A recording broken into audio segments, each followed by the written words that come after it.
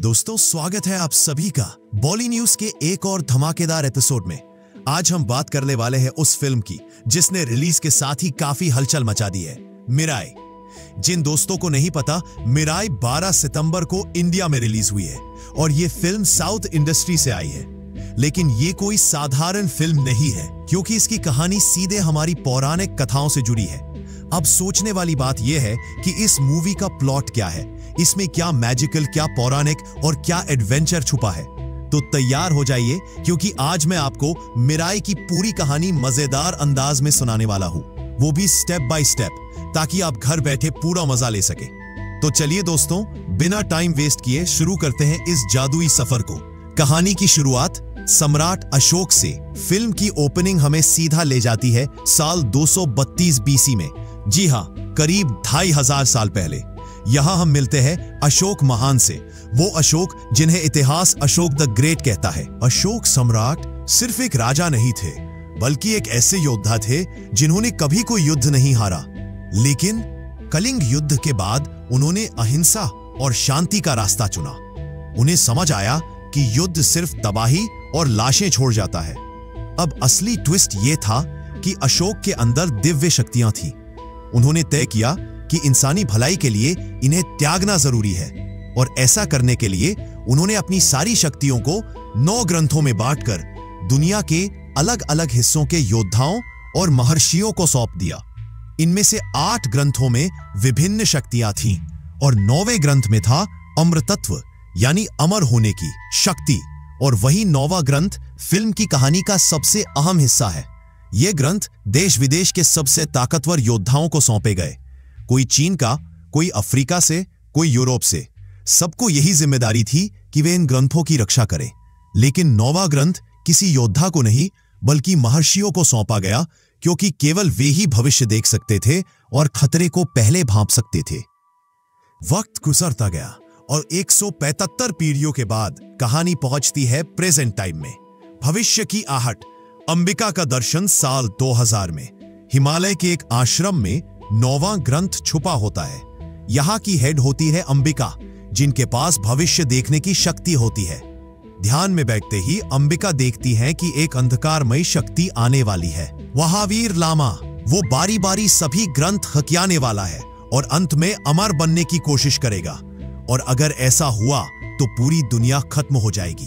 अंबिका बाकी योद्धाओं को चेतावनी देती है, लेकिन वो सब अपने अपने घमंड में अड़े रहते हैं। अंबिका समझ जाती है कि इस प्रलय को रोकने का जिम्मा अब उन्हीं पर है, और वो मदद लेने निकल पड़ती है कैलाश पर्वत पर रहने वाले ऋषि अगस्त्य से। यहां आता है कहानी का सबसे इमोशनल मोमेंट।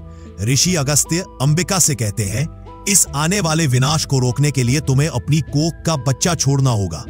वही बच्चा भविष्य का महान योद्धा बनेगा।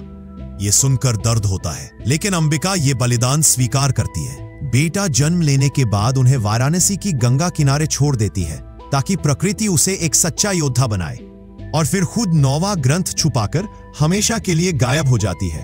अब कहानी आती है 24 साल बाद की। यहां मिलते हैं फिल्म के हीरो वेदा से। वेदा को निभाया है तेजा सज्जा ने, जिन्हें आप हनुमान फिल्म से याद करेंगे। वेदा एक नॉर्मल लड़के की तरह है, जो अपने दोस्तों के साथ छोटे मोटे काम करता है, नकली घड़ियां बेचना, शूज वगैरह। पर उसका दिल साफ है और अनजाने में वो हमेशा अच्छे काम ही कर बैठता है। यही एंटर करती है विभा, जो वेदा से कहती है कि वो वही महायोद्धा है जिसे अंबिका ने भविष्य के लिए चुना था। पर वेदा हंसकर उनकी बातों को मजाक समझ लेता है। वेदा ये साबित करने निकलता है कि वो कोई महायोद्धा नहीं, बल्कि गलत काम करने वाला इंसान है। गाड़ी चोरी करता है, लेकिन गाड़ी की डिक्की में 2 किडनैप की गई बच्चियां होती है। वो दोनों को बचा लेता है। यही विभा उसे दिखाती है कि उसकी किस्मत इसे हमेशा अच्छे काम करने पर मजबूर करती है। धीरे धीरे वेदा को अपने सच का एहसास होने लगता है। फिर एक प्रतीक चिन्ह के जरिए वेदा को अपनी मां और अपने जन्म का सच याद आता है। अब कहानी उसे ले जाती है मिराई वेपन की तलाश में। मिराई भगवान राम का दिव्य अस्त्र। हिमालय के रास्तों से गुजरते हुए वेदा एक गुफा में पहुंचता है, जहां मिलता है दिव्य अस्त्र मिराई। इसका अर्थ है भविष्य। कहा जाता है कि इसे खुद भगवान श्री राम ने छुआ था और तभी इसमें दिव्य शक्तियां आईं। लेकिन इसकी प्रोटेक्शन कर रहा होता है एक विशाल पक्षी, जटायु का वंशज। नाकामायाबी के बीच जब वेदा पक्षी का सिर छूता है तो पक्षी उसकी नीयत समझ लेता है और उसे मिराय लेने देता है। अब आते हैं फिल्म के असली विलन पर, महावीर लामा, जिसे निभाया है मंजू मनोज ने। उसका अतीत बेहद दर्दनाक है। बचपन में ही गांव वालों ने उसकी मां को डायन करार देकर जला दिया था। गांव वालों ने उससे मुंह मोड़ लिया और भगवान से मदद न मिलने पर उसने तय कर लिया इंसानियत और भगवान दोनों से बदला लेगा। इसी नफरत में वो सभी ग्रंथों को हासिल करता है और अब 9वें ग्रंथ के पीछे है ताकि अमर बन सके। क्लाइमैक्स में वेदा और महावीर का आमना सामना होता है। महावीर सभी ग्रंथ पाकर अमर हो जाता है और करोड़ों लोगों को मारने निकल पड़ता है। लेकिन यहीं पर वेदा को अपनी मां की बातें याद आती है। मिराई उसके हाथों में भगवान राम का धनुष बन जाता है। एक दिव्य बाण निकलता है और उसी तीर से वेदा महावीर को खत्म कर देता है।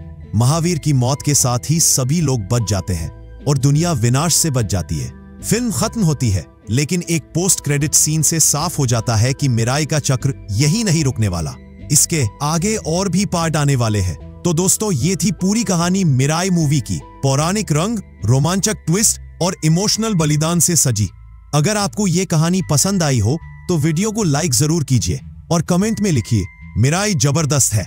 और हाँ, चैनल को सब्सक्राइब करना मत भूलिए, क्योंकि आगे भी हम आपके लिए ऐसी ही मजेदार स्टोरी ब्रेकडाउन और बॉलीवुड साउथ अपडेट्स लेकर आते रहेंगे।